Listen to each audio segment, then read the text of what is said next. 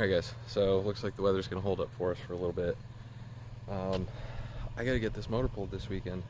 I got today and tomorrow, so I've already got the car lifted up. Basically going to walk you through the process. So basically first thing I'm gonna do is trans. I've got the car jacked up already, got this wheel off, so trans is going first. So I need to get the shifter cables all pulled off. I got to figure out how those come out. Looks like should be pretty simple. Looks like it's just these little clips, and then I got to pull the axles off, which shouldn't be too difficult. The passenger side one might be a little worse because it connects down here, but this one should be nice and easy. They actually bolt on, they don't just pop out like normal CV axles do, so I'm hoping that should make it a little easier, and I won't necessarily have to pull the whole hub, up and out of the way, just to get the axles pulled out. But as soon as I can get that done, get some of like this, here's power steering line, so I just need to get that disconnected from around the trans, and then starter, of course, and I should be able to pull the trans. I got to support the engine, under the pan. Basically just throw the jack under there, block of wood, to support that, to keep that from falling, so that I can pull, once I pull all the mounting bolts, I can pull the trans mount, let this thing hang down. I should be able to just slide this thing right out from under the car, and then next would end up being the motor. The motor's gonna be a little more difficult because I still got like coolant lines attached to the chassis and all sorts of other stuff. I've got the power steering lines disconnected. Obviously there's no wiring connected to the motor now.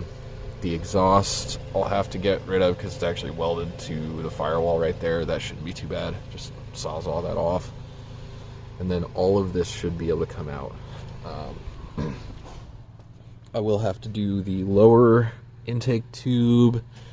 It's nasty. It's down there, that grimy thing right here. So that's pretty bad. But everything else, like power steering reservoirs out, all that, I'll have to get down and get that dog bone out from underneath.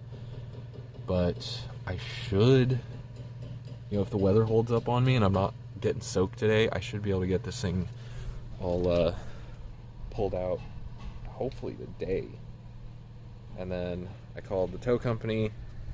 We got something set up so that he's able to come get it with a paper trail, because I don't have a title, but I've got registration papers, so that's not a big deal. So he's willing to come grab it as soon as I got all this done. So the car will probably be gone next weekend. That gives me, the rest of the week to get all the extra bits and pieces out that I know I'm going to need. Maybe a couple other things. I might end up keeping the headlights, because they're decent headlights. I can sell those for $50 or so. They got good LED bulbs in them. And not doing AC, so I won't need any of that part of the system. AC compressor's just going to stay on the motor for now until I get it running. And obviously EGR is going out. The EGR's got a whole lot of parts to go with that. And then I should be able to get the last couple days before he comes to pick it up, I'm actually going to pull it into the driveway. We're going to pull the subframe, hubs, suspension, all that good stuff, and then I'm going to try to figure out if I can't weld in just temporary, that front section of the truck's chassis, just weld that to the firewall or something to get that, keep it on four wheels to make it easier on him to come get it, so he doesn't have to like drag it. So yeah, we will hopefully have this done here real soon. So I will check back with you guys in just a minute. Hey, so I should also say I'm probably not going to be recording a bit of this. We'll see how the weather changes throughout the day. But it's currently I mean, it's spitting rain. You know, there's blue skies coming, but hopefully it's supposed to clear up later though. Those blue skies coming is promising, so hopefully in an hour or two shouldn't be too bad. I'm just gonna go through right now and get you know, a lot of the hoses disconnected, power steering lines, everything that's attached to the accessories that's attached to the chassis pulled off for now, and then we will get some more videos and whatnot later, trying to pull the engine and trans. So I will check back with you in a bit.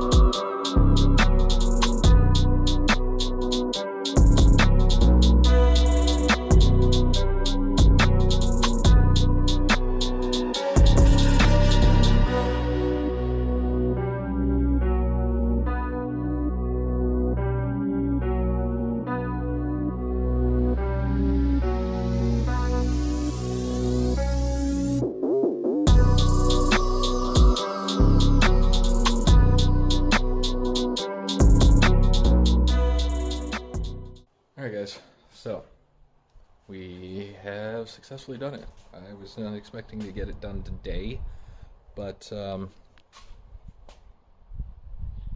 engine, trans, motor mounts, there's the intake there. But yeah, we got the motor out. It's ready to go for the truck. So let's see. I'm not sure what to do next, honestly. I know I need to get this thing in the truck before I want to do the wiring. I suppose the next thing is going to be pulling. There's a couple other things out of the Jetta that I need. Another side of the one side of the motor mount over here. I need to pull the steering shaft, and then we got to pull the subframe, the wheels, and everything. I got something lined up for somebody to come get the car once I'm ready to go. That's going to be a whole project in itself. Probably next weekend I'll be able to do that. I'm going to be cutting the frame down in there somewhere off the truck, pulling the subframe out of the Jetta. That's going to be an easy one. I think it's 2 really big bolts on the subframe. The steering shaft has to separate, and cut the brake lines. I'm running new brake lines for everything. And then the strut top mounts, and all of that should just come right out. I need to grab the radiator. Excuse you. I need to grab the radiator out of it, and a couple other little things here and there. But she's about ready to go.